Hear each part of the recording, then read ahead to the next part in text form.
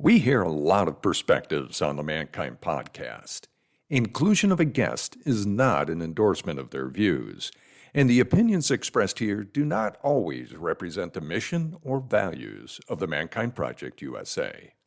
What if the problem that you're trying to solve right now isn't actually happening? What if it's living somewhere else, somewhere in your head or in the future, in a story you've been telling yourself for years? In this episode, I sit down with my brother, Chuck Eigen. He's a psychotherapist with deep Jungian roots and IFS systems background, and he's a meditation teacher and the author of When Thinking is a Problem. We sit down to explore something that I think a lot of us men wrestle with, whether we're realizing it or not, the relationship between thinking, feeling, and awareness. Here's what's true for me. I have been trained my whole life to live in my head, to solve it, analyze it, fix it, figure it out. And for me, thinking might be one of my biggest things getting in the way of me making real progress. Chuck brings together decades of experience from internal family systems to Zen practice to body-based work and helps us see that we are not our thoughts. I am not my thoughts. That there's something deeper, that there's something more stable and grounded available to us. We talk about anxiety, about the difference between thinking and thoughts, about what it means to be hijacked by a part of ourselves, and how to come back into presence, into the body, into relationship. And maybe most importantly, we explore what it looks like to bring this awareness into our relationships with our partners, our brothers, ourselves. This is a conversation about slowing down, tuning in, and discovering that who you are is bigger than anything your mind can come up with. Welcome to the Mankind Podcast.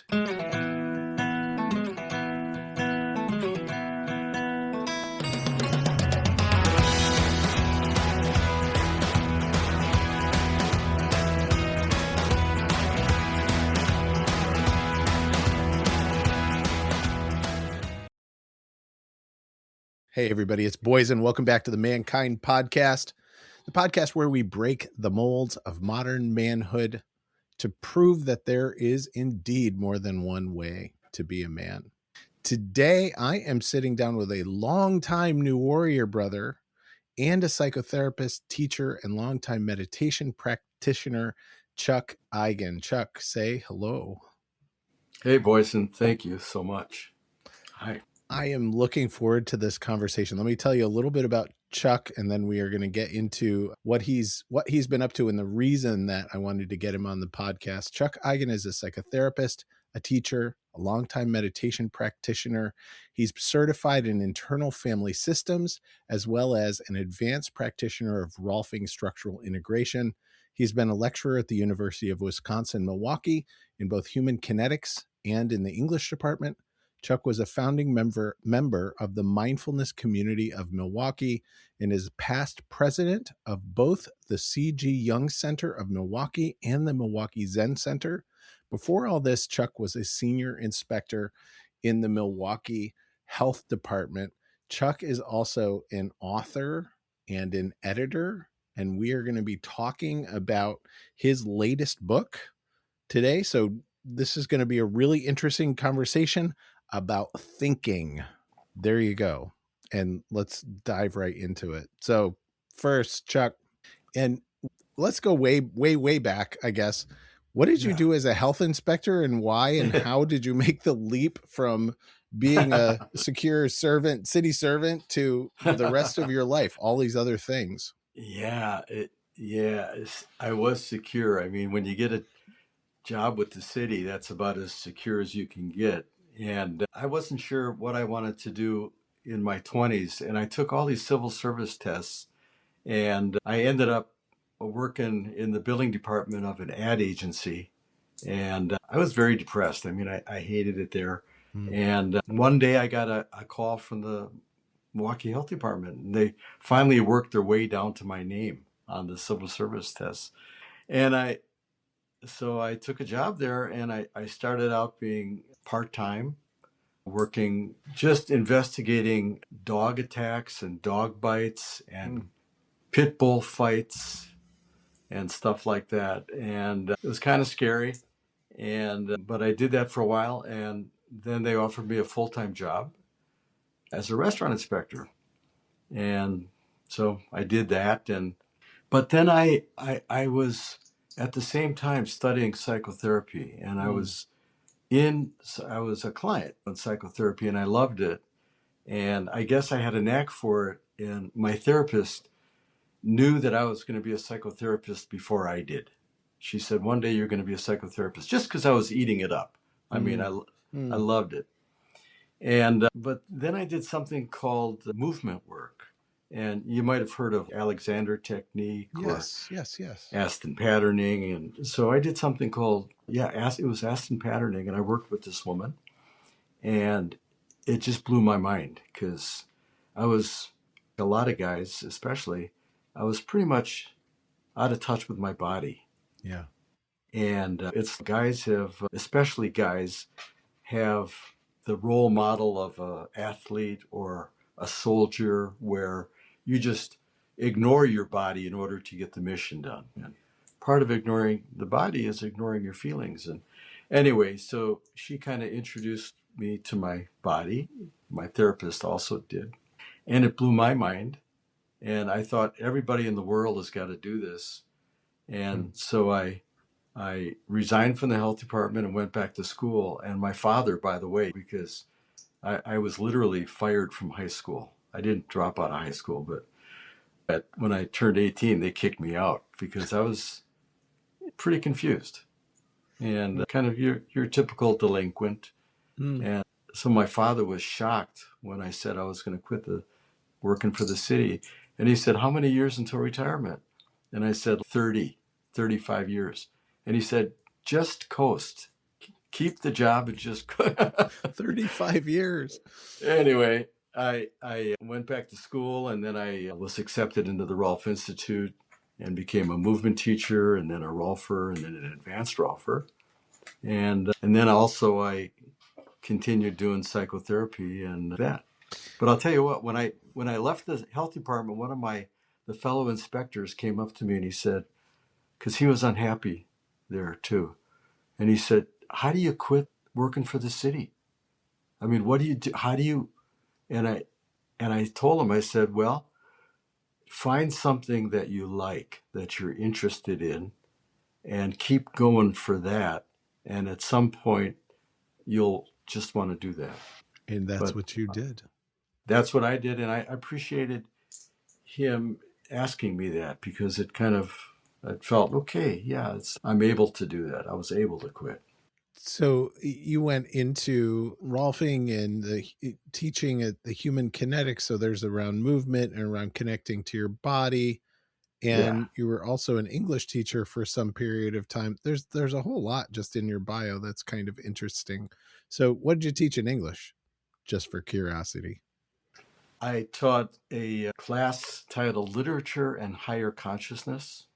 And I was an English major, and that was a class that I took. It was a 3-credit English class. But before that, I taught creative writing in the form of something called the Intensive Journal. I was a teacher of the Intensive Journal with Ira Progoff. And one day I had a question to ask of the chairman of the English department. And I saw that he had Ira Progoff's books on his bookshelf. And I said, hey, I teach that. Can I teach it here? And he said, that'd be great.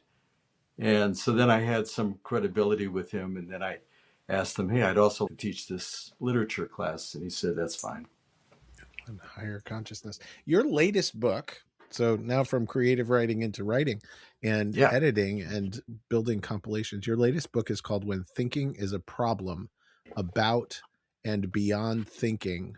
So first of all, congratulations. I've heard from you that it's already outperforming what they expected it to perform, and you got an award for the book as well. Yeah. What was the award? It was one of the International Book Award in the category of nonfiction anthologies. Very nice. So other winners are people, Mark Nepo, Pope Francis got an award from that group. Anyway, Very nice. In Yeah, our I was happy. conversation setting up for this, so we're going to go into thinking and Yeah. being beyond thinking. One of the folks that you brought up was an idea from Adyashanti that 99% of our problems come from being too much in our heads.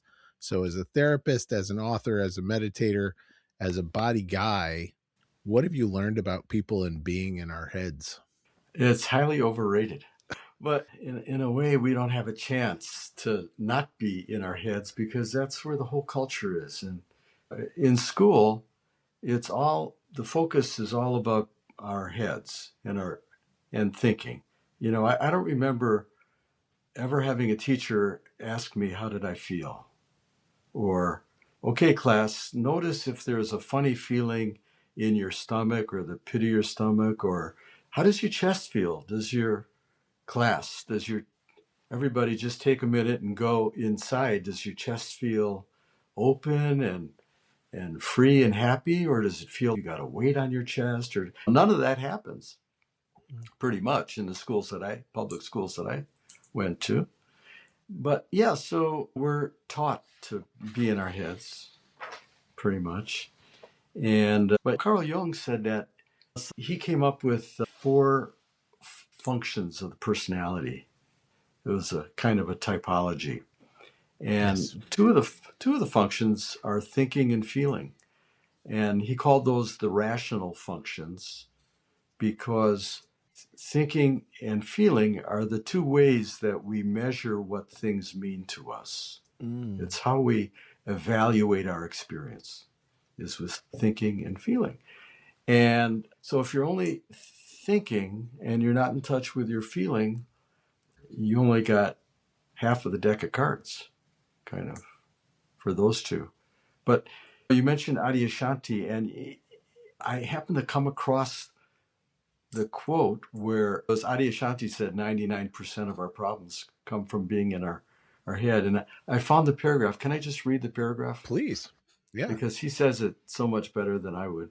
He says, the quickest access to this openness to your true nature is not so much by thinking, but through the five senses. For example, if you listen to the whole moment and not just the sounds available to the ears, if you feel the entirety of the whole moment, you will be opened beyond the limited space of the me, M-E. It is amazing when you start to let your five senses open up. You realize that 99% of your problem was that you had everything confined, focused in one direction only. And when you open to the whole, everything becomes very clear. I just love the way he said that. That's beautiful. I am enjoying in the book the way that it's weaving science together, it's weaving psychology together, and it's weaving a lot of kind of philosophical or even religious kind of tradition together, Mm, meditation tradition. So you started into the Jung's idea, and you gave us two of the four, yeah. thinking and feeling, and the other two of the four are In, intuition and sensation. yeah. And what you just spoke to with Adyashanti speaks more to that intuition and sensation, the whole moment. So Thank go you. into there. Yeah, it's kind of funny. I think of it almost in terms of hydraulics, because if I'm only in my head, it's, Ashanti was saying, it's the energy, literally, the energy is kind of forced up into the head. But if I take some time, if I take a minute and I listen to what sounds are there, I feel my body, I'm become aware of my breathing, become aware of the light on the wall, and then thinking is part of this whole picture. Kind of thinking takes its proper place as just another, it's really a sensory function. In the E, they say that thinking is one of the senses. They say we have six senses. And so thinking would be the sixth sense. They don't mean, we say the sixth sense is ESP. They don't Right. mean that. They mean it's an actual sense, and the object that the sense of thinking perceives is our thoughts.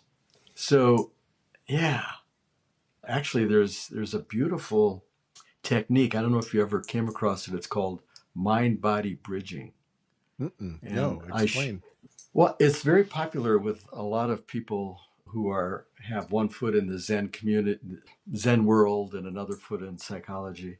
But I'll explain the technique really quickly, and then your listeners can play with this maybe. But what you do is you take a piece of paper and you draw a circle in the middle, and then you write your concern in the middle of that Okay. circle.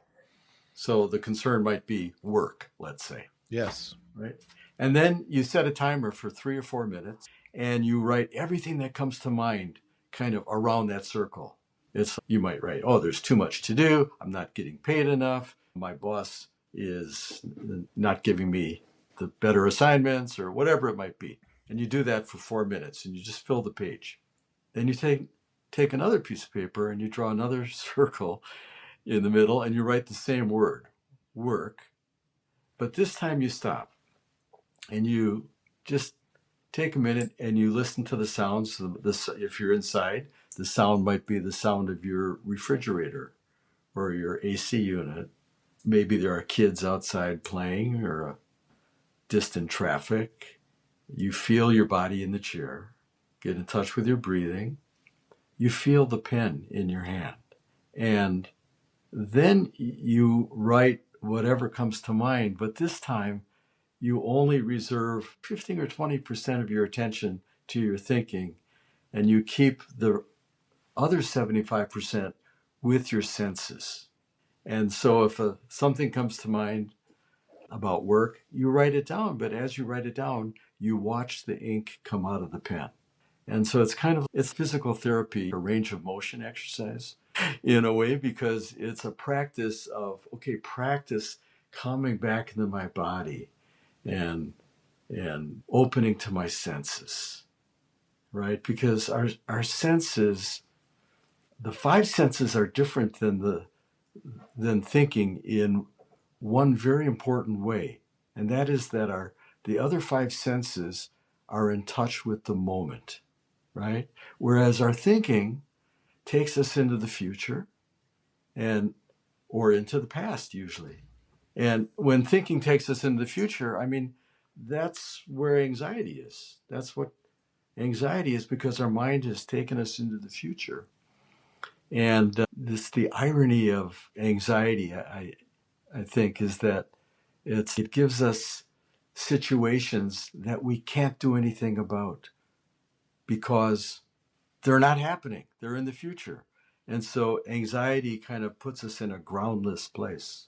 If I could just say, I had a client some years ago, and she had so much anxiety because she was afraid that her boyfriend was going to leave her. And she said, I'm afraid I can't deal with it if my boyfriend leaves me. And I said to her, you're right, you can't deal with it. She said, I can't deal with it? I said, no, because it's not happening. And she was, you're right, it's not happening. I said, it's possible that your boyfriend will leave you, especially if you're worried about it. But if it happens, you will deal with it because it happens all the time and people deal with it. This is so relevant. This is so on point. You're a Mankind Project brother. I've been sitting in a men's group for 20 years. And one of the things that I have heard come up in men's group, and this just came up this week, is around this, because catastrophizing, rumination, which are my 25-cent words for anxiety, are things that I absolutely do on a regular basis. And revolutionary statement is, that's a problem for a future me. Nice. Not a problem for the me right here sitting in this space. That's a problem for a future me. And there's kind of I think that leads into nicely distinctions between thinking and thoughts. So what's thinking, Charles, and what are thoughts? Thoughts are the product of thinking. Thinking is the activity of producing thoughts, we could say. But the thinking it has a lot of different meanings. So thinking might mean one thing to somebody and it means something else to another person. So a lot of people think that if they have thoughts, that's thinking. But that's different than someone who actually knows how to use the faculty of thinking and putting it to good use. And some people are really good at that. I'm not particularly good at that. And maybe that's why it's so fascinating to me, because that was kind of not a strong area for me, even though I've written a book on thinking. But someone actually said to me, a Zen priest that was a friend, he said, well, you must be a strong thinker. And I said, no, I said, a strong thinker is somebody, well, the famous scientists or philosophers, or they're marathon runners. And I can get there too, but I can't get there in 2 hours. I mean, it'll take me 2 days to cover 27 miles or 26 miles. So, yeah, I know how to think, but it's kind of not my strong suit, let's say. But it's usable. It's workable for me now. I know the difference now between when I'm actually thinking and when my thought is just producing my brain is producing thoughts, which is a natural function. It's peristalsis. The brain digests information. And so a very common instruction in Zen meditation is to, when you're just sitting there and you're not getting involved in thoughts, they say just regard your thoughts as secretions of the brain or bubbles that come up out of water. An involuntary product that's just happening. Right, no problem. Unless there's a problem. Now let's talk about, I love that distinction. So I'm not thinking, but I can still have thoughts just kind of bubbling up in my head, things appearing. My brain is producing based on processing whatever information I'm aware of or vaguely aware of. Right. And that's one of the ways that thinking is a problem, is that, for example, you and I are in men's groups, and part of what we enjoy in a group is that people get to share about their lives at an authentic level. And so there's something called, a friend of mine called it the next in line syndrome. And that is when your friend is talking about their life, but meanwhile you're thinking about what you're going to share. And so that kind of thinking's a problem that way. Or if you're just having a conversation and you're thinking about what you're going to say or whatever, that gets in the way of your being in the moment fully. So that's one way that thinking can be a problem, is that it gets in between us and our direct experience of life, right? And the other way that thinking is a problem, I mean, thinking is if you're trying to fall asleep and you just can't shut off your brain, obviously that's a problem. But the other way is that when you need to think, but you're not thinking. And so, for example, there's, I think, a lot of the problems that we're seeing in the public discourse, political discourse, is a lot of it has in common that people just aren't really thinking. They're not thinking about what they're saying. They're not thinking about the source of their information. And they're not thinking about what consequences might befall the other person. Mm-hmm. So they're not thinking about the other person's experience. Mm-hmm. So anyway, different ways that thinking can be a problem. Or the fullness of the other person, right? The fullness of the other person, yeah. The involuntariness of my point. I'm going to get my point across no matter how it impacts you, and without regard for the wholeness of who you are. Yeah, that's a good way to put it. Yeah. Now let's talk about awareness, Mr. Zen Dude. So we've got thoughts, we've got thinking. And let's talk about awareness. Yeah. So awareness, one way of, that's what the two subjects of the book. are thinking and awareness. And one way of thinking about awareness is that awareness is a room and the sky. The Tibetans say that awareness is the sky, and awareness and thinking is birds flying through the sky. Or Pema Chodron, who's a Tibetan nun teacher, and she says, "You are the sky, everything else is the weather." So, but I think I say in the book, in the introduction or the preface, I talk about how I got into this. And I say that after college, in between college and the rest of my life, I had a lot of confusion. Mm-hmm. And I mean, really, I'm not bragging, but I had a tremendous amount of confusion, more than the normal person. More than the average bear. Yeah, right. But partly because I wasn't in touch with my feelings. Mm. And so it's my poor brain was trying to sort out everything. And whereas I wasn't in touch with how I really felt about things. Yeah. Anyway, one day the confusion got so bad that it was a storm of confusion. And then suddenly I popped out of the confusion. And now I could say that I got popped into my awareness, Mm-hmm. or my awareness kind of pulled me out of it, whatever. And I was more identified with my awareness than identified with the confusion. And from the point of view of my awareness, I watched my brain struggling with trying to sort stuff out in the confusion. And as I watched, and I was surprised how calm I felt and curious. Mm. And as I watched with curiosity, the confusion just calmed down. And that was my first encounter with what was that? And anyway, so that was the start of it, I would say.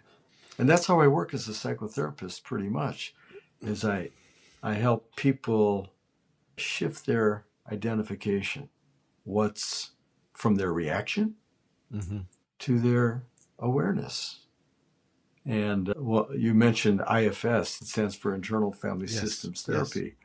Yes. That's an approach that helps people with that. And in IFS, we call the place of awareness, we call that self, or you could say your true nature. And all of your reactions, we call those parts. And so somebody might come and let's say they're angry or they're sad or they're anxious, whatever. And what I do is I help them make space for what they're feeling and to be able to step back from it and be present to what they're feeling. Whereas before they're identified, yeah, I'm angry. That's just how I am. And then suddenly they can experience themselves being in another dimension of themselves, and they're able to be present. And then from there, take care of business, see what needs to happen. And I love it because I think of it, I've done a lot of trainings and different approaches, but I think of it as one of the most respectful approaches to psychotherapy and to suffering, because it doesn't make the suffering wrong. And Jung was trying to get at that too, really. Yeah, that's exactly where I was going. Yeah, please go right there. Yeah. Because Jung talked about he called it the multiplicity of the psyche, Mm-hmm. and that people have really many egos.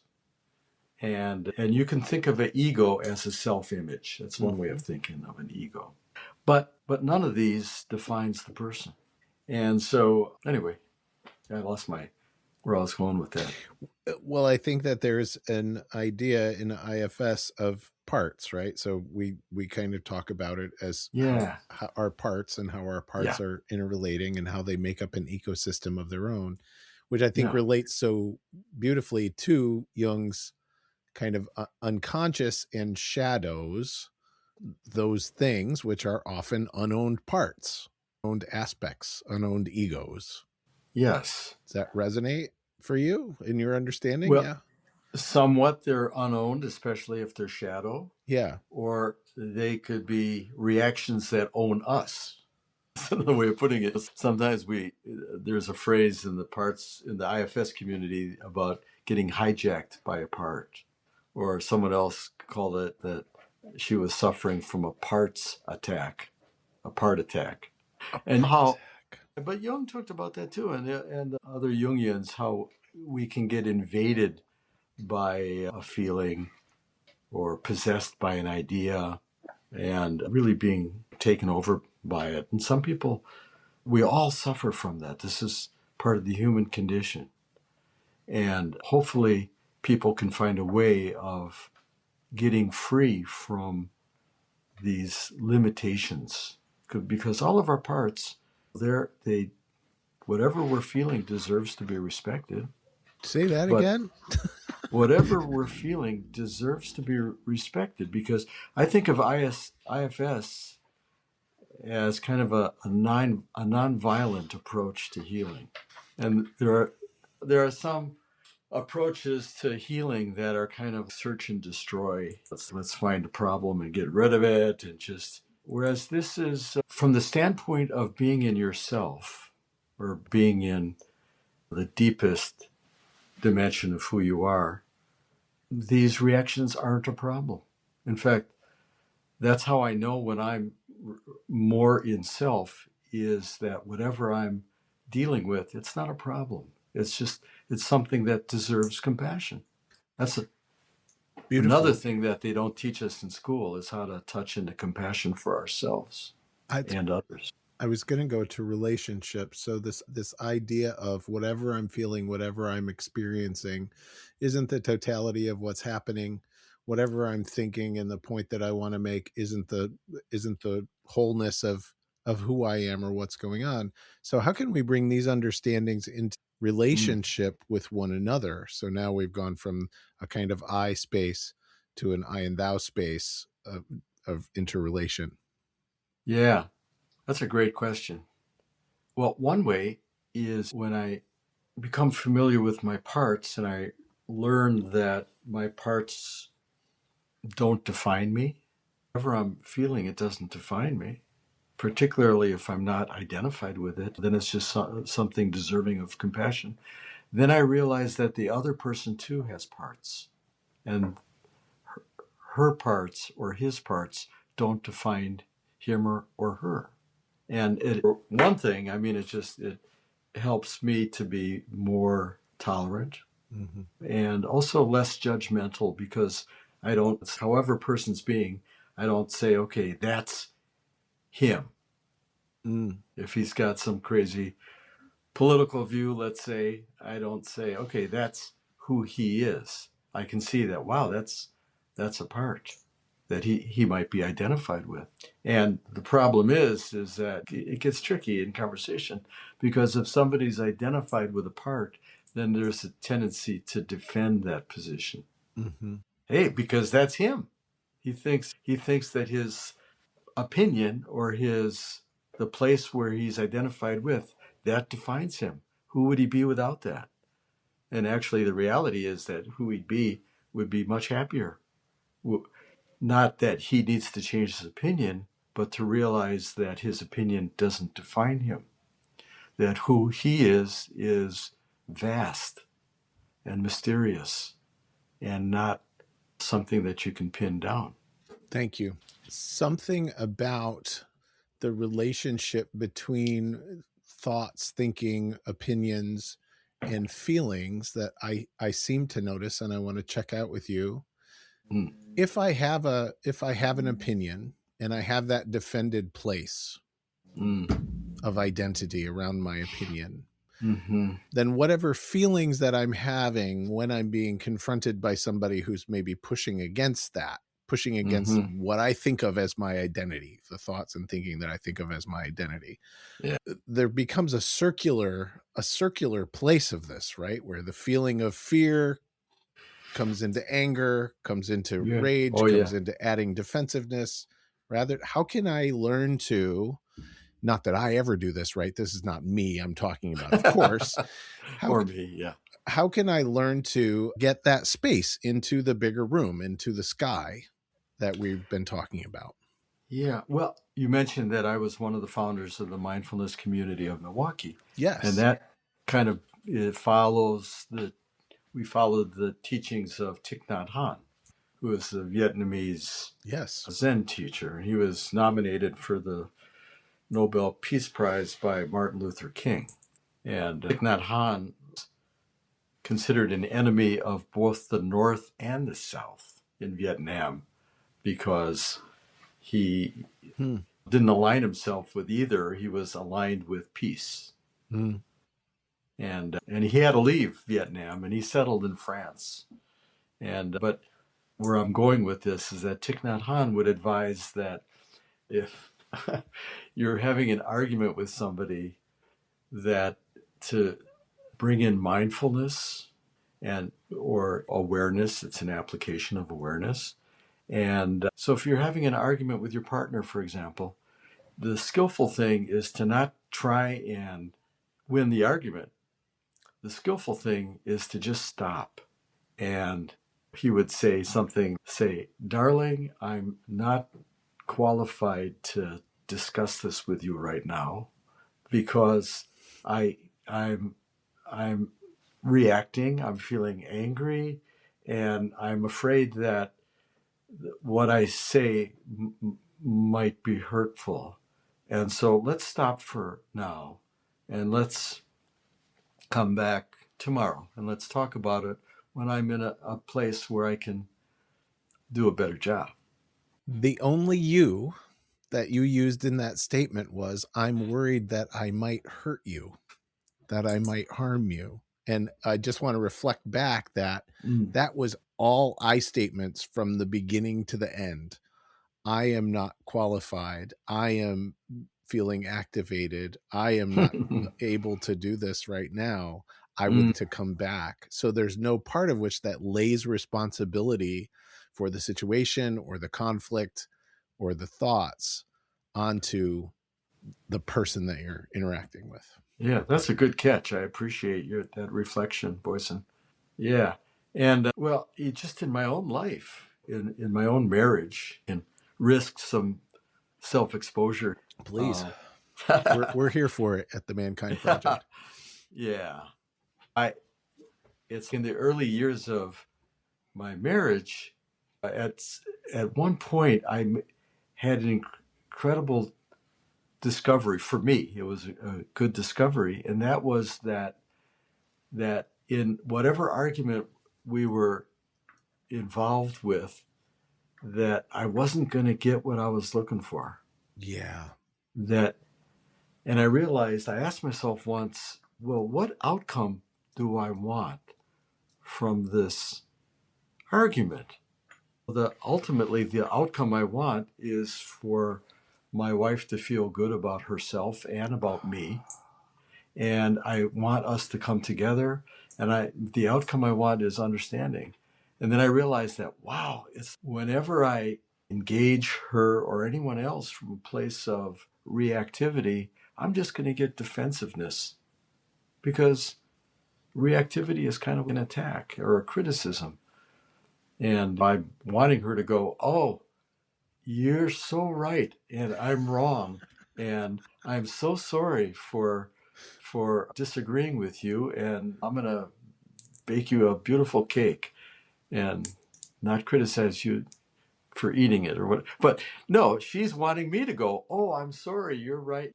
But you never get there through an argument. And so I've worked with a lot of couples as a psychotherapist, and I tell them there used to be this idea of fair fighting in marriage counseling. That was a terrible idea, because people just ended up fighting more. And so I tell people, the best advice I can give is use restraint. But it's better to not say anything than to say the wrong thing. Or in parts work, we say, it's okay to express your feelings, but to speak for your feelings and not from them. Say that again. Yes. Speak for your feelings, not from them. To speak for your feelings and not from, because if I have a part, let's say I'm having an argument with a neighbor. It sounds like I have a lot of arguments with people. I don't, but I'm just using this. I'm reaching back into my memory. But if I'm upset with somebody, that's a part of me that's upset.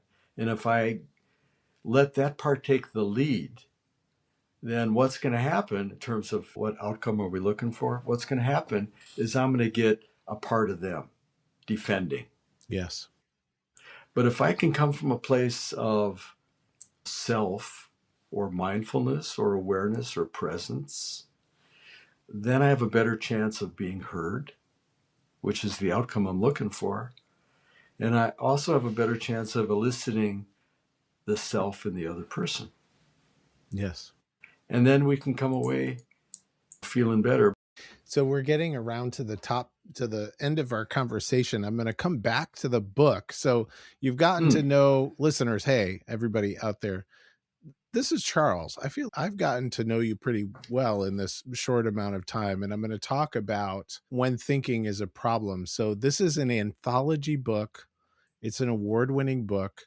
I'm going to name some names. So chapters by Thich Nhat Hanh, by Temple Grandin, by Lucy Biven, by Pierre Morin, by Ben Connolly, by Shahaku Akamura, David Bohm, Krishnamurti. There are some beautiful names, and there's some beautiful expansive thinking that goes into these ideas around thinking, not thinking, non-thinking, awareness, meditation, skillfulness, nonviolence. So how should folks get this book? How should folks reach out to you, Chuck? They can get the book. It's on sale right now at Bloomsbury Publishing. So bloomsbury.com. Link will be in the show notes. Okay. Chuck, I feel there's a lot more that we could talk about here, and this was a good first conversation. We'll have to come back to you with some specific things that we can work on. Wait. Love to, Boysen. Therapy for the Mankind podcast. Come sit in on therapy sessions for the Mankind podcast. Yes. Anything that you'd to close with? What's left that you out there in the world? Yeah, I guess I would say that half of the book is about beyond thinking and the dimension of consciousness beyond thinking. And you could say, what is that? And it's awareness. That's who we most truly are. And so that's kind of a foreign thing for most people. So I've included a lot of chapters where there are dialogues between students, myself, and these teachers who have mastered this higher level of realization. We're asking beginning questions. Well, how do I live with this? How does meditation work? Well, what do I do about this? And so I thought those dialogues would be helpful for people. So the book is, I think, appeals to people that have been into this stuff for a long time or for beginners. Thank you. Chuck Eigen, this has been Mankind Podcast. Keep coming back, folks. Thank you. Thanks, Boysen. This has been the Mankind Podcast, produced in association with the Mankind Project USA. And of course, I want to thank you, the listener, because through your attention and your support, you make it a heck of a lot easier for us to let men out there in the world know that they are not alone and that there is more than one way to be a man. And if you've been enjoying the music throughout this episode and all of our episodes, check out Jim Donovan and the Sun King Warriors. I have links to them in the show notes. Now, the fee for this episode is simple. If you found gold and insights that you believe could benefit your loved ones and those you care about, be sure to share it with them. And of course, remember that life doesn't happen to us, it happens for us, so long as we rip the pen out of fate's hand and become the author of our own story. So my friend, pick up the pen and we'll see you next week. Lots of love.